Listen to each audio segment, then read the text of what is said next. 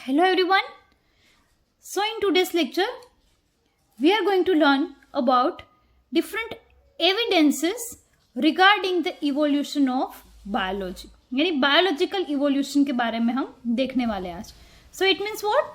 So about the living beings, that how cell will come, how किस तरह से आएंगे, या तो फिर आए थे उस टाइम पे, ठीक है, या तो फिर किस तरह से डिफरेंट ऑर्गेनिजम्स हैं उसमें चेंजेस आए regarding their internal and outer body structure, so etcetera.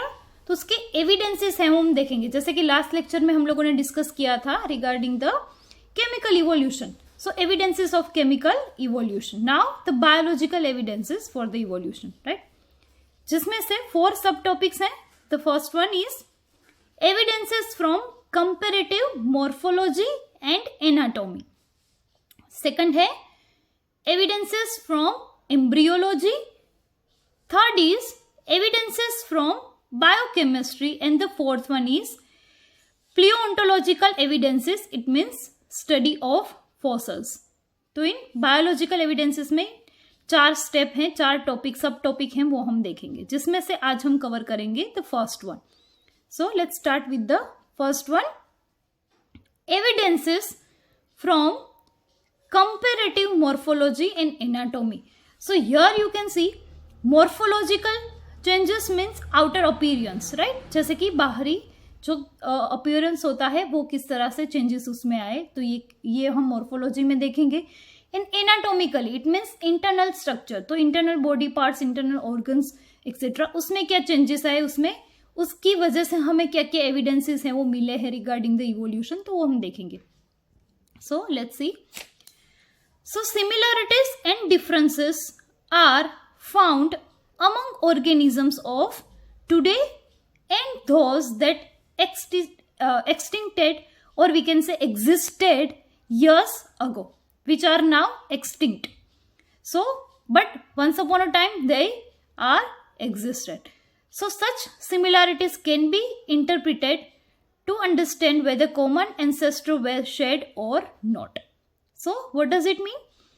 तो ऑब्वियसली जैसे कि हम पहले के जो कि पहले एग्जिस्ट करते थे बट नाउ एक्सटिंक्ट हो गए हैं, वैसे एनिमल्स, और आज के जो भी लाइव हैं, जिंदा हैं, वैसे एनिमल्स, तो उनमें अगर कुछ कंपैरिजन किया जाए तो कुछ कुछ एनिमल्स ऐसे हैं जिसमें कुछ सिमिलैरिटीज भी है पाई जाती हैं और कुछ डिफरेंसेस भी हैं, right. So on the basis of that similarities we can interpret that कि उनके एंसेस्टर हैं वो शायद कॉमन रहे होंगे, तभी कुछ सिमिलैरिटीज है. भले ही फिर इवोल्यूशन के टाइम पे धीरे धीरे करके चेंजेस आते गए होंगे और अलग अलग ऑर्गेनिज्म है वो बन गए, बट कुछ सिमिलैरिटीज है. इट मीन्स कि उनके एंसेस्टर है वो कहीं ना कहीं जुड़े हुए होने चाहिए, right. So this similarities are of 2 types. तो इस सिमिलैरिटी के बेसिस पे ही हम एविडेंसेस हैं वो देखेंगे, जिससे हमें पता चलेगा कि किस तरह से इवोल्यूशन हुआ है, राइट. तो मेन 2 तरह की होती है सिमिलैरिटीज. एक है होमोलॉजी जिसको बोलते हैं, और दूसरा है एनालॉजी, ठीक है. And other than this evidences from vestigial organs and evidences from connecting links are also important to understand the evolution concept.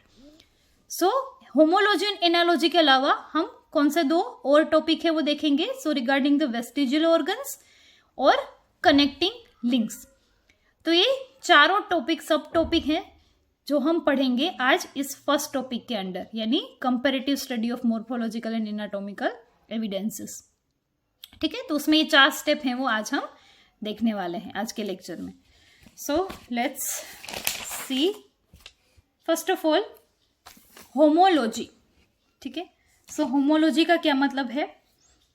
So the organs which have common origin, or we can say embryonic development and same fundamental structure but perform similar or different functions are called as homologous organs, and this phenomenon is called homology.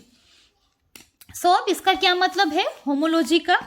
तो इसमें homology मतलब इस तरह के organs, यानी homological organs जिसको बोलते हैं, तो ऐसे ऑर्गन्स जिसमें कुछ सिमिलैरिटीज भी है, कुछ डिफरेंसेस भी है. अब सिमिलर क्या है? तो उनका स्ट्रक्चर है वो सिमिलर है, बट उनका जो फंक्शन है वो कैसा है, अलग अलग है। ठीक है, तो यानी वो दिखने से इंटरनल स्ट्रक्चर की अगर हम बात करें तो वो सिमिलर है उनका। तो आप याद रखना ये शॉर्ट में होमोलॉजी किसे बोलते हैं। तो ऐसे ऑर्गन्स जिसके स्ट्रक्चर है वो कैसे है, सिमिलर है, बट वो काम क्या कर रहे हैं, अलग अलग कर रहे हैं। ठीक है, तो late us understand with the examples. So examples of homologous organs, जिसमें फर्स्ट है फोरलिम्स ऑफ मैमल्स। तो यानी कि मैमल्स के जो फोरलिम्स होते हैं, यानी अगर हम ह्यूमंस की बात करें तो उनके फोरलिम्स मतलब हैंड, राइट, दोनों हाथ है, वो फोरलिम्स है। सो फोरलिम्स ऑफ मैमल्स, जिसका एग्जांपल है whales, bats, cheetah and human, or we can say all mammals share similarities in the pattern of bones of a forelimbs. Through this forelimbs perform different functions. तो यानी इन सारे animals की अगर हम बात करें तो उनके जो फोरलिम्स है उनका इंटरनल स्ट्रक्चर है वो सेम, यानी उसके अंदर जो बोन्स है वो सिमिलर है। बट जैसे कि वेल है और बैट है, तो वेल है वो ओब्वियसली काइंड ऑफ मैमल ही है, बट वो पानी में रहती है, जैसे कि फिश है वैसे एक्ट करती है, राइट। बैट्स है वो भी सपोज मैमल में ही आते हैं, बट अगर उसकी हम बात करें तो वो बर्ड है, राइट, बर्ड की तरह एक्ट करते हैं। चीता है animal, humans advanced animal, right. तो इन सब की पर उनके फोर लिम्स को अगर हम देखने जाए, जैसे कि वेल है तो उनके फोर लिम्स है तो वो उनको तैरने में हेल्प करते हैं, राइट, पानी को फोर्स देने में ताकि उनकी बॉडी है वो आगे जाए। तो वेल के फोर लिम्स है उसका स्ट्रक्चर और सपोज बेट के फोर लिम्स का स्ट्रक्चर, दोनों का स्ट्रक्चर सेम है, बोन की अगर उससे देखे तो स्ट्रक्चर सेम है, बट काम दोनों में क्या कर रहे हैं, डिफरेंट है। बेट्स में उड़ने के लिए काम आते हैं जो कि विंग्स में कन्वर्ट हो चुके हैं, तो उड़ने में उनको फ्लाइंग में हेल्प करते हैं। वेल है उसको स्विमिंग में हेल्प करते हैं। चित्ता है तो उसमें फोर लिम्ब क्या काम करते हैं, उसको दौड़ने में हेल्प करते हैं ना, क्योंकि वो उनके चार पैरों से वो दौड़ते हैं ज्यादा स्पीड से, सबसे स्पीडी वही रेस कर सकते हैं, सो उनको हेल्प करते हैं दौड़ने में। जबकि ह्यूमन में फोर लिम्ब से वो कुछ चीजों को पकड़ने के लिए, जैसे कि हैंड है तो उसको हम कुछ पकड़ने के लिए, कुछ उठाने के लिए हम यूज करते हैं हैंड को। तो इन सभी के स्ट्रक्चर में फोर लिम्ब का स्ट्रक्चर सेम है, बट उनका काम कैसा है, डिफरेंट है। That is why it is also called homologous organs. ठीक है, so in this animals forelimbs have similar anatomical structure, यानी all of them have humerus, ये बोन्स के सारे नाम हैं जो कि सब में सेम होते हैं, radius, ulna, carpals, metacarpals and phalanges in their fore limbs. तो यानी जो भी बोन्स होते हैं प्रेजेंट हाथ में, जिसको हम बोले अगर ह्यूमंस में, तो वैसे ही सारे बोन्स होते हैं, सारे उसी तरह के डिफरेंट मैमल्स में, बट सब में काम कैसा है, अलग है, जो कि अभी हमने एग्जाम्पल के थ्रू समझा।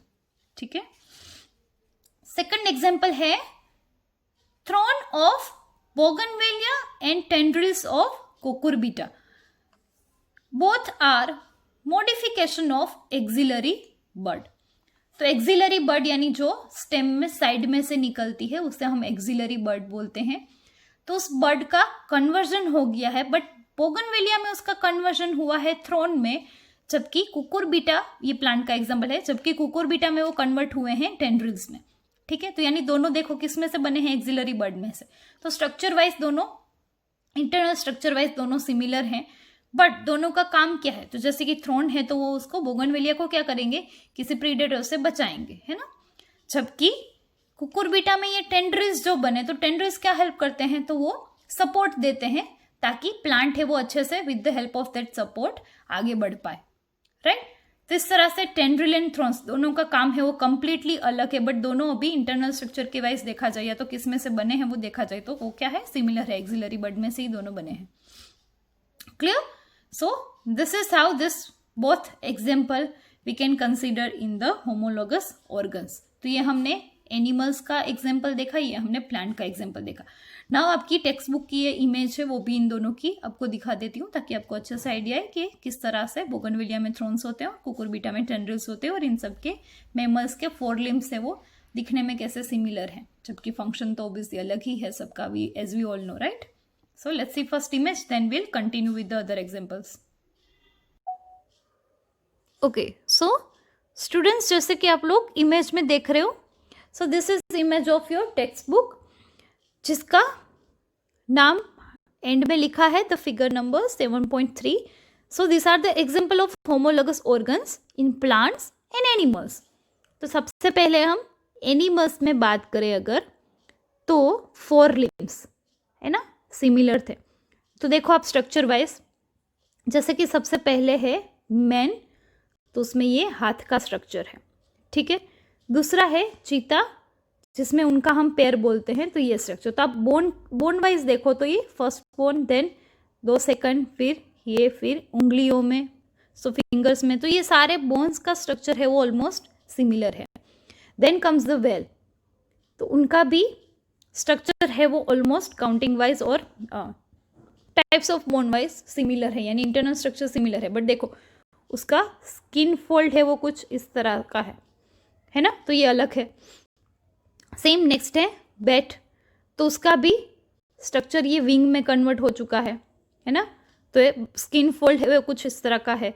जबकि आप इंटरनल स्ट्रक्चर देखोगे तो बोन देखो, ये जो हैंड्स में फिर हाथ में उंगलियों में होते हैं, सिमिलरली वैसे ही हैं. सो इन सब का इंटरनल स्ट्रक्चर है वो सेम है बोन्स का, but they functions differently, right. Next example है प्लांट का, जो कि है बोगनवेलिया एंड कुकुरबिटा का. सो बोगनवेलिया में जैसे कि आप लोग इधर देख सकते हो थ्रोन है, और कुकुरबिटा में ये टेंड्रिल्स प्रेजेंट है. बट दोनों किस में से बने हैं, एक्सिलरी बर्ड में से. सो ओरिजिन सेम है, but still they are different by their functions, right. So now let's see the next examples. Third example है वर्टिब्रेट, हार्ट्स और ब्रेन्स. तो वर्टिब्रेट्स में हार्ट और ब्रेन है वो सब में उनका स्ट्रक्चर है वो सिमिलर होता है, जबकि फंक्शन वाइज वो डिफरेंटली फंक्शन करते हैं. पंपिंग है हार्ट का सपोज, और ब्रेन है, तो इन सब का दोनों का फंक्शन है वो अलग अलग होता है सब में, ठीक है. फोर्थ एग्जाम्पल है माउथ पार्ट्स ऑफ इंसेक्ट्स, जैसे कि कॉकरोच है, तो उसका जो माउथ पार्ट है ऑलमोस्ट इन सबका, cockroach, honey bee and mosquito. So mouth part है, यानी आगे का स्ट्रक्चर देखोगे तो एंटेना काइंड ऑफ स्ट्रक्चर होता है, तो ये सब में सिमिलर होता है ऑलमोस्ट, बट फंक्शन सब में अलग अलग है. जैसे कि कॉकरोच में उसका यूज करते हैं वो बाइटिंग एंड च्विंग के लिए, हनी बी है तो उसमें chewing and lapping, and mosquito है तो वो पियर्सिंग एंड सकिंग के लिए अपने माउथ पार्ट्स का यूज करते हैं, ठीक है. तो सब में आपने देखा कि फंक्शन है वो अलग अलग है, ठीक है. So in each of this insects mouth parts comprise labrum, mandible and maxilla etcetera. तो ये जो माउथ पार्ट में डिफरेंट बोन स्ट्रक्चर होता है, यानी इंटरनल स्ट्रक्चर है, तो वो सब में सिमिलर है कि किस तरह का माउथ है, बट सबका फंक्शन अलग अलग है, सब उसको यूज अलग अलग तरह से करते हैं, राइट. जैसे कि मॉस्किटो का भी अगर हम एक एग्जांपल देखें तो शकिंग, ब्लड सक करने के लिए वो अपना यूज करते हैं. सो लाइकवाइज फंक्शन है वो सब में अलग है. Furthermore examples if we see, the fifth example है testis in male and ovaries in female. तो देखो दोनों को अगर आप इंटरनली स्ट्रक्चर वाइज देखोगे और लुक वाइज देखोगे तो सिमिलर ऑलमोस्ट होते हैं, जबकि दोनों में फंक्शन अलग अलग है. Testis produce sperms while ovaries produce egg cells, right. So both में फंक्शन क्या है, डिफरेंट है. सिक्स्थ एग्जाम्पल है potato and ginger. So both are modified shoot, यानी दोनों है वो शूट का ही एक अलग रूप है जिसको हम बोल सकते हैं, they are the modified version of shoot, right. But ginger है वो कुछ अलग काम करता है, राइट. पोटैटो है वो भी अलग काम करता है. Taste wise you also know कि दोनों अलग है. Same way seventh radish and carrot. So both are modified roots. ये दोनों क्या है, रूट का ही मॉडिफिकेशन है. रेडिश भी मूड ही है, रूट ही है, और कैरेट है वो भी रूट ही है. दोनों रूट हैं, बट स्टिल दोनों का फंक्शन एंड लुक है वो कैसा है, अलग है. एट्थ है molecular homology. So homology found at molecular level, for example the plasma proteins found in the blood of a man and apes are similar. तो यानी एप्स में, यानी बंदरों में और मेन में जो ब्लड में प्लाज्मा प्रोटीन है वो कैसा है, सिमिलर है, ठीक है। सो इस तरह से we can say molecular homology भी देखने को मिलती है कि structure wise they are similar. So we can say when the same structures develop along different directions due to adaptations to different needs, this is called as divergent evolution। याद रखना MCQ के लिए मोस्ट टाइम भी divergent evolution किसमें हमें देखने को मिलता है, so we can say homologous organs में, यानी जिनका सेम स्ट्रक्चर डेवलप हुआ है बट वो डिफरेंट डायरेक्शन में आगे बढ़े, यानी उनका फंक्शन है वो धीरे धीरे करके बाय द इवोल्यूशन चेंज हो गया है। सो इस तरह का जो इवोल्यूशन हुआ है जिसका स्ट्रक्चर सेम है फंक्शन अलग है, उस इवोल्यूशन को क्या बोलते हैं, डाइवर्जेंट इवोल्यूशन, ठीक है। So homology indicates common ancestry and based on divergent evolution.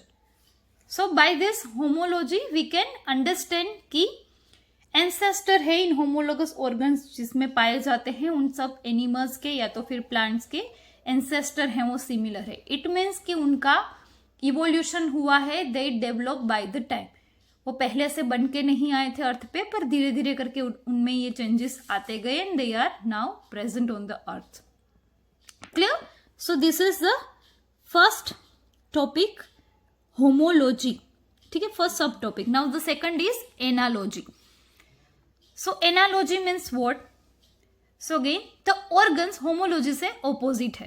The organs which have different origin and fundamental structures but perform similar functions are called analogous organs, and this phenomenon is called as analogy. So analogous organs means what? कि वो structurally कैसे हैं, अलग है, जबकि homology में opposite था, वो structurally same थे। बट एनालॉजी में अभी ये स्ट्रक्चरली सेम ऑर्गन्स हैं जो होमोलॉजी में पाए जाते थे, इधर उससे उल्टा स्ट्रक्चर में डिफरेंट बट फंक्शन में सिमिलर, काम सेम करते बट लुक वाइज और इंटरनल स्ट्रक्चर वाइज अलग है। सो जैसे कि एग्जांपल्स देखते हैं। फर्स्ट है wings of butterfly and birds. तो आप देखोगे कि बटरफ्लाई एंड बर्ड्स में विंग्स है वो कैसी है, देखने में तो हमें ऑलमोस्ट सिमिलर ही लगती है, ठीक है। बट आगे बात करते हैं, ऑलमोस्ट साइज में अगर चेंजेस हम देखें देन बटरफ्लाई है उसका डेवलपमेंट कैटरपिलर से होता है। So we can say they are not anatomically similar structures through they though they perform similar functions like used for flying. तो दोनों का स्ट्रक्चर है वो आउटर अपीयरेंस से फिर भी चलो थोड़ा बहुत अगर सेम लगे but internally it is completely different. But दोनों में काम किस में आते हैं, बटरफ्लाई भी अपनी विंग्स का यूज करते हैं उड़ने के लिए, फ्लाइंग के लिए, सेम वे बर्ड्स भी ऑल्सो यूज करते हैं फ्लाइंग के लिए। तो यानी एक है इंसेक्ट एक है बर्ड्स, बट स्टिल दोनों में यूज इस ऑर्गन का सेम ही होता है, यानी विंग्स का यूज है वो सेम है, यानी फंक्शन सेम है, right. Same way second I of the octopus end of MEMS. तो आई है ऑक्टोपस की, अगर आप देखोगे किसी भी रियलिटी में या तो इमेज में तो आपको पता चलेगा कि ऑक्टोपस की आई है वो कंप्लीटली डिफरेंट होती है देन द मेमस। तो स्ट्रक्चरली अलग है बट दोनों काम क्या करते हैं, आई का काम क्या होता है, देखने के लिए, ऑब्वियसली तो फंक्शन क्या है, सेम है। Third example flippers of penguins and dolphins. तो पेंगुइन एंड डॉल्फिन्स दोनों में उसके जो फ्लिपर्स हैं वो अलग अलग हैं but still they use for the swimming. So use उनका सिमिलर है but structurally it is different. Fourth example sweet potato जो कि है रूट का मॉडिफिकेशन एंड पोटैटो जो कि है स्टेम मॉडिफिकेशन। सो सी दोनों का स्ट्रक्चरली दोनों कंप्लीटली डिफरेंट है, एक रूट है, एक रूट का टाइप है और दूसरा है वो स्टेम का टाइप है, but look wise they are almost similar and the name also, one है स्वीट पोटैटो और another is potato. So the function is similar but the structure is different. Internal structure is completely different. Next example है sting of bee and scorpion. तो scorpion and bee उनका अगर आप sting देखोगे, जो कि दंश जिसको हम बोलते हैं, तो उनका स्ट्रक्चर अलग अलग है। जैसे कि बी में आपने देखा होगा तो आगे होता है, यानी माउथ पार्ट में होता है, जबकि स्कॉर्पियन में वो उनकी टेल पार्ट में होता है। ठीक है, तो स्ट्रक्चरली कैसा है, अलग है, बट दोनों काम क्या करते हैं, उनको प्रोटेक्शन देते हैं और उनके प्रीडेटर्स को भगा देते हैं या तो मार देते हैं। ठीक है, अगर छोटा होगा तो उसको बिकॉज ऑफ पॉइजन मर जाएंगे। 6th एग्जाम्पल है chloragogen cells of earthworm and liver of vertebrates. So इन दोनों में भी स्ट्रक्चरल सिमिलैरिटीज नहीं है, बट फंक्शन है वो सिमिलर है। So when there are many examples, but here we have covered only 6 examples, but you have to ultimately think about the function and structure. ठीक है, कौन सा फंक्शन सेम है या तो स्ट्रक्चर सेम है। By that way you can identify that it is the example of homology या analogy. Okay, so when different structures evolve for the same function due to the similar habitat, this is called convergent evolution। और आगे हमने example देखा था, वो क्या था, divergent evolution. ठीक है, जो कि होमोलोगस ऑर्गन में देखने को मिलता है। एनालोगस ऑर्गन में कन्वर्जेंट इवोल्यूशन होता है। So analogy doesn't indicate common ancestry and it is based on convergent evolution. So यहाँ पे कॉमन एंसेस्टर है ऐसा हम नहीं कह सकते। क्यों? क्योंकि कुछ भी सिमिलैरिटीज नहीं है, फंक्शन सिमिलर है सिर्फ, बट स्ट्रक्चर वाइज सिमिलर नहीं है। यानी हम ये नहीं कह सकते कि दोनों एक ही एंसेस्टर में से बने होंगे। ठीक है, where different group of organisms have similar adaptive features due to similar habitat और towards the same function, hence analogous structures are a result of convergent evolution। ये मोस्टली ये फंक्शन सिमिलर क्यों देखने को मिलते हैं? क्योंकि इस तरह के जो मोस्टली एनिमल्स या तो प्लांट, कोई भी एग्जांपल हो, वो मोस्टली ज्यादातर एक टाइप के ही हैबिटेट में रहते हैं, यानी सबको फंक्शन ऑलमोस्ट सिमिलर प्ले करना पड़ता है। ठीक है, दैट इज वाई उनमें कुछ ऑर्गन्स है वो एक सेम काम के लिए बने हुए होते हैं, बट उनकी हायर की है वो डिफरेंट है, एंसेस्टर उनके डिफरेंट है, यानी स्ट्रक्चरली वो बिल्कुल भी सिमिलर नहीं है। तो इस टाइप के कन्वर्जेंट इवोल्यूशन से हम उनके एंसेस्टर के बारे में नहीं पता कर सकते हैं, बट वी कैन अंडरस्टैंड कि ये सारे एक ही हैबिटेट में रहते होंगे, एक तरह के हैबिटेट में रहते होंगे, भले ही पहले वो कुछ एनिमल्स है वो एक्सटिंक्ट हो गए और अभी के कुछ प्रेजेंट है, बट वो सिमिलर हैबिटेट में कुछ रहते होंगे, तभी उनका काम है वो सिमिलर है। ठीक है, so this is about the analogy or convergent evolution. Now next we'll see evidences from vestigial organs। so vestigial organs मतलब क्या? तो ये कुछ इस तरह के organs हैं जो कि बॉडी में पाए जाते हैं हमारे आज के टाइम में, बट उनका यूज आज के टाइम में कुछ भी नहीं है हमारे बॉडी में। They are just waste material. ठीक है, that is why it is called vestigial organs. But ये जो पहले के ऑर्गेनिज्म थे जिनमें आज की तारीख में ये ऑर्गन्स है वो एक्टिव नहीं है, बट पहले के टाइम में ये एक्टिव हुआ करते थे एक टाइम पे। ठीक है, तो इस तरह के वेस्टिजियल ऑर्गन्स जो कि आज हैं बट एक्टिव नहीं है, तो उससे भी हम पता कर सकते हैं this are also one kind of evidence कि पहले के जमाने में जो ऐसे ऑर्गेनिज्म थे उनमें ये एक्टिव हुआ करते थे। आज उनका कुछ काम नहीं बचा है because of the evolution and because of their different function. तो ये अभी उनका कुछ यूज नहीं रहा है क्योंकि उनकी तरह के दूसरे जो ऑर्गन्स है बॉडी में वो ज्यादा एक्टिव हो गए। Clear? So we can also say कि this kind of evidences are also place their vital role in the proof कि इवोल्यूशन है वो हुआ है अर्थ पे। ठीक है, biological evolution which we are learning.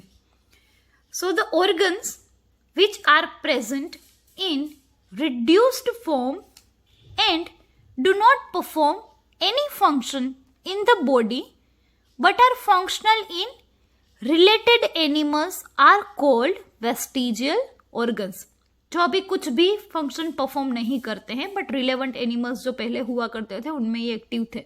ठीक है, ऐसे ऑर्गन्स को बोलते हैं vestigial organs. They are remnants of organs which were complete and functional in their ancestors। So अभी जो ये वेस्टिजियल ऑर्गन है वो just a part of that whole organ है जो कि बच गया है अभी भी, बट एक्चुअल में ये कब फंक्शनल थे, तो उनके एंसेस्टर में ये ऑर्गन से वो फुल्ली डेवलप थे और फुल्ली फंक्शनल थे, बट आज के टाइम में उनका सिर्फ एक पार्ट बच गया जिसको हम अंश बोलते थे, एक अंश है वो रह गया है, जिससे हमें पता तो चलता है कैसा कुछ हुआ होगा, बट अभी वो फुल्ली उनका स्ट्रक्चरल एंड फंक्शनल सिमिलैरिटीज अभी नहीं है जो कि पहले हुआ करती थी। तो देखते हैं कुछ ऐसे ही examples. So let us understand by the images so you can understand very well. So ये कुछ एग्जाम्पल है जो कि मैंने इधर लिखे हुए हैं, यही मैं आपको पहले इमेज में दिखा देती हूँ सारे, so you will get better idea. Okay, so students, जिसमें सबसे पहला एग्जाम्पल है जो कि आप देख सकते हो वो है nictitating membrane in the domestic cat. ये ऐसा नहीं है कैट में ही पाया जाता है, ये बहुत सारे डिफरेंट एनिमल्स में पाया जाता है। So here if you observe the image, so जो आई है वो ब्लिंक करती है, तब एक स्किन फोल्ड है वो आई के आगे आता है। सेम वही चीज एक्स्ट्रा होती है जिसका अभी कोई हमारे बॉडी में यानी आई में कोई यूज नहीं है। So if we zoom it out, so here you can see the green color one, right? सो ये जो आई का पार्ट है उसमें ये जो व्हाइट कलर की मेम्ब्रेन आप देख रहे हो, तो ऐसे आगे आ गई है आंख में, जिसका एक्चुअल में कोई यूज नहीं है। पहले वो ओब्वियसली प्रोटेक्शन के लिए ज्यादा यूज हुआ करता था, बट अभी आईलिड्स हैं तो उसकी कोई जरूरत होती नहीं है इतनी ज्यादा, ठीक है। So this is the first example. Next example है मसल्स ऑफ पीना, यानी जो ये ईयर का आउटर पार्ट है, ठीक है, जो कि ओब्वियसली फेस के बाहर रहता है। तो एक्चुअल में ईयर का फंक्शन स्टार्ट होता है इंटरनल पार्ट से, यानी जो इंटरनल होलो स्ट्रक्चर है वहां से ये एक्चुअल फंक्शन है वो प्ले करते हैं बोन्स एंड ऑल, राइट, जो कि आप ईयर की एनाटोमी में पढ़ चुके हो, राइट। अभी हम उसमें डिटेल में नहीं जाएंगे, बट ये जो बाहर फेस पे बाहर जो ये पार्ट रहता है वो एक्चुअली मसल्स हैं, जिसका कार्टिलेज एंड मसल्स है, जिसका कोई भी यूज एज सच है नहीं, राइट। सो उसमें भी मसल्स ऑफ पीना में भी स्पेशली आप 3 तरह के ये मसल्स है जो कि लेबल किए हुए हैं, आप देख सकते हो, जिसका एक्चुअल में इतना ज्यादा कोई भी यूज है नहीं। They are just there to support the pinna, but actual में उसी की जरूरत है नहीं ज्यादा। Okay, so this also is a consider as a vestigial organ, ठीक है। थर्ड एग्जाम्पल है वर्मीफॉर्म अपेंडिक्स। तो इधर आप ये अपेंडिक्स लेबल किया हुआ देख सकते हो, ठीक है, जो कि इंटेस्टाइन, लार्ज इंटेस्टाइन है, उसके एंड में इस तरह से कुछ टेल लाइक स्ट्रक्चर है वो बनता है। So it is normal if it is there in normal size, यानी कि आपने कई बार सुना होगा अपेंडिक्स का ऑपरेशन करवाना पड़ता है, तो अगर ये छोटा सा ही है तो इतनी ज्यादा तकलीफ नहीं देगा एब्डोमिन में, बट अगर इसकी साइज है वो कुछ ज्यादा बड़ी है तो कोई कोई लोगों में ये साइज है वो कुछ बढ़ जाती है धीरे धीरे करके, जैसे एज बढ़ती है वो बढ़ती है, ठीक है। तो उस वजह से क्या हो जाएगा कि अभी एब्डोमिन में उसके लिए जगह नहीं है, क्योंकि it is a vestigial organ, ये जस्ट अंश है, जो कि पहले के जमाने में ह्यूमंस थे, जो आदि मानव थे, उनमें ये टेल हुआ करती थी, ठीक है, क्योंकि वो एप्स में से बने हैं इवोल्यूशन हमारा, तो उसमें पहले ये टेल है वो एक्टिव हुआ करती थी, फंक्शनल हुआ करती थी, तो उस टाइम पे ठीक था। अभी ये एक्टिव नहीं है तो उसका कुछ फंक्शन भी नहीं है, तो उसका एज सच स्ट्रक्चर है वो नहीं बॉडी में मिलता है, बट अभी भी उसका एक छोटा सा पार्ट रहता है, उसे बोलते हैं अपेंडिक्स, ठीक है। तो अगर ये छोटा टुकड़ा है तो इतना पेन नहीं करता है, बट अगर किसी में इसकी साइज है वो बढ़ रही है धीरे धीरे करके, जैसे कि टेल की साइज है वो बढ़ती है, तो वो क्या करेगा, एब्डोमिन में स्किन फोल्ड पे प्रेशर जनरेट करेगा, जिसकी वजह से पेन होता है और उसका ऑपरेशन करके उसको काटना पड़ता है। So it is also one kind of vestigial organ, जिसका आज के टाइम में कोई भी यूज नहीं है, पहले हुआ करता था। ओके, नेक्स्ट है कोकेक्स, यानी टेल बोन जिसको बोलते हैं। सो इसका भी क्या यूज है? So as we all know कि स्पाइनल कॉर्ड होता है, तो उसमें ये सारे डिफरेंट बोन हैं स्पाइनल कॉर्ड में वो प्रेजेंट होते हैं, जिसमें लास्ट पोर्शन होता है उसे बोलते हैं कॉकेक्स, यानी टेल बोन भी जिसको शॉर्ट में बोला जाता है। तो ये लास्ट पोर्शन आप इधर जूम किया हुआ ऑलरेडी देख सकते हो, जो कि हिप में पाया जाता है। तो उसका एज सच कोई भी यूज नहीं है, क्योंकि उसमें से कोई भी नर्वस टिश्यू है या तो नर्व से वो वहां से नहीं निकलती है, यानी उसका कोई एज सच यूज नहीं है। ठीक है, so this are also kind of vestigial organ. Next example है कैनाइन टीथ। तो जिसको कैनाइन टीथ को वेम्पायर टीथ भी बोलते हैं। तो वेम्पायर की तरह वो थोड़े ज्यादा नुकीले होते हैं, है ना, जैसे कि आप लोग इस इमेज में देख रहे हो। सो दिस वन, दोनों साइड में होते हैं ये वेम्पायर टीथ यानी कैनाइन टीथ। तो उसका अभी कुछ ज़रूरत है नहीं ह्यूमन में, राइट। सारे एक जैसे ही होंगे, similar, then also it works. ये कुछ ज़्यादा नुकीले होने की कोई ज़रूरत एज सच है नहीं। So this are also one kind of vestigial organ. Another है थर्ड मोलार, जिसको विस्डम टीथ भी बोला जाता है, राइट। तो ये जैसे कि आप लोगों को पता होगा, बहुत बार सुना होगा कि विस्डम टीथ है वो कई बार 40 ईयर्स की एज में आते हैं, कई बार 50 ईयर्स की एज में भी आते हैं, जो कि लास्ट में ये मोलार है वो आते हैं, राइट। तो अभी इतने 50 ईयर्स में कुछ फर्क नहीं पड़ा, तो 50 ईयर्स के बाद चाहे दोनों साइड पे एक एक मोलार टीथ आ जाए तो क्या फर्क पड़ता है ना। तो ये भी एक्चुअल में वेस्टिजियल ऑर्गन है, जो कि कई बार ऐसे टेढ़े मेढ़ा आता है, तो मोलार है वो आता है, तो उसकी वजह से कई बार पेन भी होता है और उसको निकालना भी पड़ता है। सो एज सच उसका कोई भी यूज नहीं है, उल्टा वो पेन करता है। So this is also kind of vestigial organ. Then next example है सेगमेंटेड मसल्स ऑफ एब्डोमेन, जो कि आप रेड कलर के मसल्स देख सकते हो। तो एब्डोमेन में ये सेगमेंटेड पार्ट है, जैसे कि आप लोगों को पता होगा बाइसेप्स जैसे करते हैं, सेम वे एब्डोमेन में भी 6 पैक्स 4 पैक्स करते हैं, राइट, लोग एक्सरसाइज के थ्रू। जैसे ही एज सच उनका जो स्ट्रक्चर होता है वैसे ही दिख जाता है, वो ज्यादा स्ट्रॉन्ग हो जाते हैं, तो स्किन फोल्ड पे वो आगे दिखते हैं, है ना। तो इस तरह से आप लोगों ने 4 पैक्स 6 पैक्स देखे होंगे। तो ये जो मसल्स हैं ये भी क्या है, इस तरह के सेगमेंटेड मसल्स का कोई एब्डोमेन में काम नहीं है। So they are also one kind of vestigial organs, क्योंकि उनका होना ना होना कोई फर्क नहीं पड़ता है, ठीक है। So these are examples of vestigial organs, and the last example है body hair, which also does not require। तो body hair का भी कोई रोल नहीं है। पहले के टाइम में हुआ करता था ज्यादा, क्योंकि एक तो पहले एप्स में तो ऑब्वियसली होते ही हैं हेयर बहुत सारे। क्यों? क्योंकि दे नॉट वियर क्लोथ्स, तो उनकी स्किन को, उनके बॉडी को प्रोटेक्शन के लिए ठंडी से, गर्मी से, राइट, ये जरूरी थे। तो यानी फुल बॉडी, जैसे कि एप्स है तो उनकी फुल बॉडी है वो कवर्ड होती है। सेम वे आदि मानव की भी फुल बॉडी है वो हेयर से कवर होती थी। अभी के हाल के टाइम में जैसे कि क्लॉथ्स वगैरह है, ऐसे इवोल्यूशन हो गया है, so we not need, right, hair से वो सच कोई प्रोटेक्शन नहीं देते हैं। We got the protection from the clothes only, weather cool और hot. So this are also kind of vestigial organ nowadays. So okay, this is it about the examples. Now let's see the next subtopic. Next is evidences from connecting links. तो connecting links यानी कुछ ऐसे animals हैं जो पाए जाते हैं जो कि दो डिफरेंट फैमिली के बीच के होते हैं। यानी एक फैमिली के भी कैरेक्टर्स हैं उसमें होते हैं, दूसरे के भी कैरेक्टर्स उसमें होते हैं, यानी उसी एनिमल्स के थ्रू ट्रांजिशन हुआ होगा पूरी नए ग्रुप का, नए एक फैमिली का, ठीक है। So this are called connecting links. So some organisms possess characters of two separate groups called as connecting links, which proves that members of higher groups have evolved from the lower groups. तो जैसे कि advanced हम बोलते हैं, advanced animal, advance, we are advanced animals, human beings, तो हम किस में से बने हैं?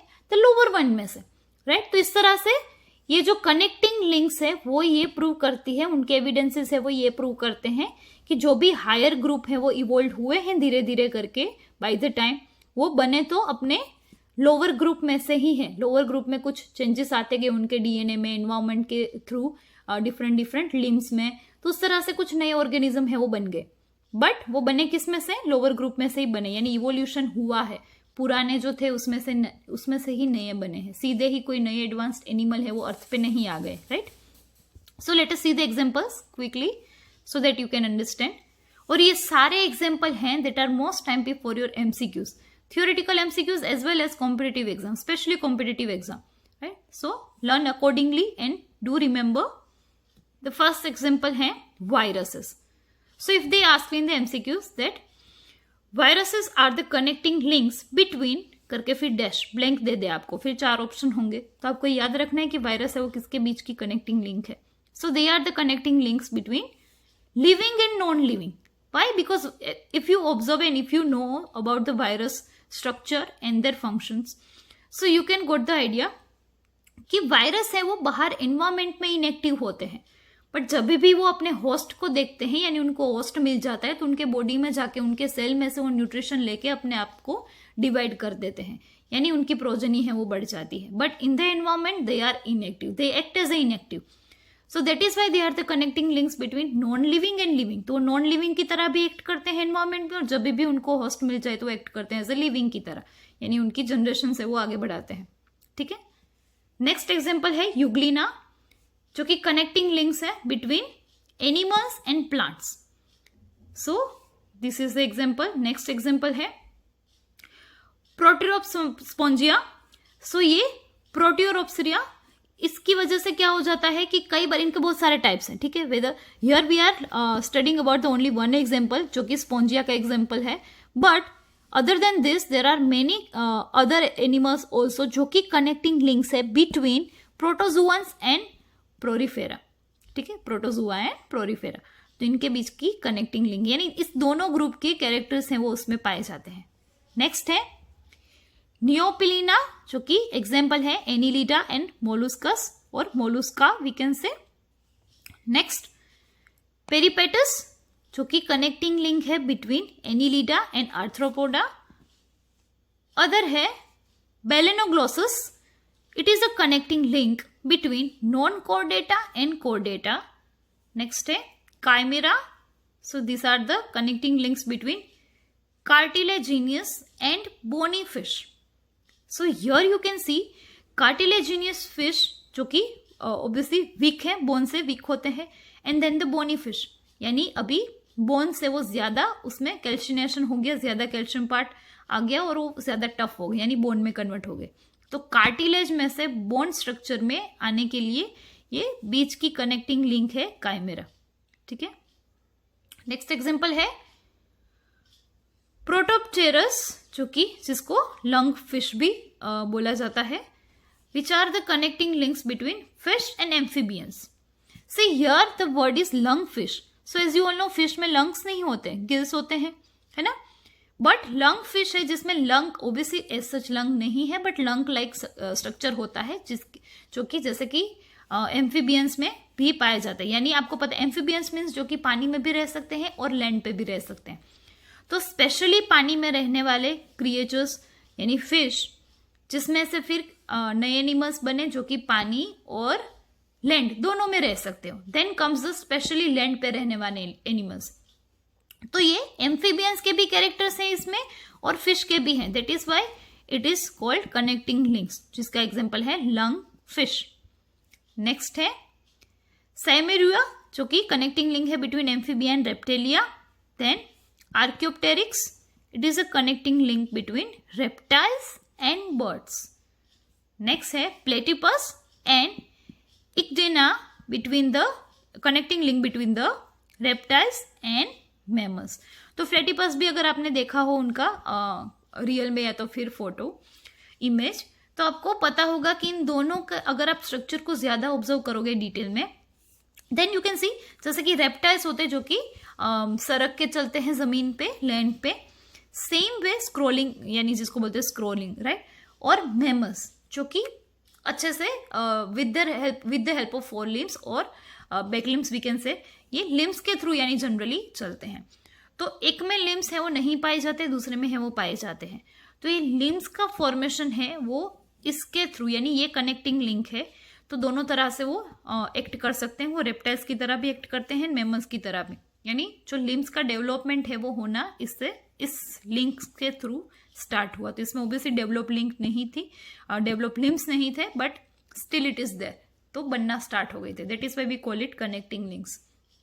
Okay, so this are some examples. This are the only single example है जो कि हमने इधर लिए हैं. ऑब्वियसली कुछ और भी एग्जाम्पल्स हैं जो कि we can not cover each and every example in our theory, but this is it about your concept regarding the 12th standard, and this is it about today's lecture. तो आज के lecture में जो हमने study किया है, तो first step जो कि था बायोलॉजिकल एविडेंसेस फॉर इवोल्यूशन में, सबसे पहला है evidences from comparative morphology and anatomy. तो ये फर्स्ट पार्ट है वो आज हमने कवर किया है. ठीक है, नेक्स्ट लेक्चर से second, third and fourth will continue. Okay, so this is it about today's lecture. Thank you.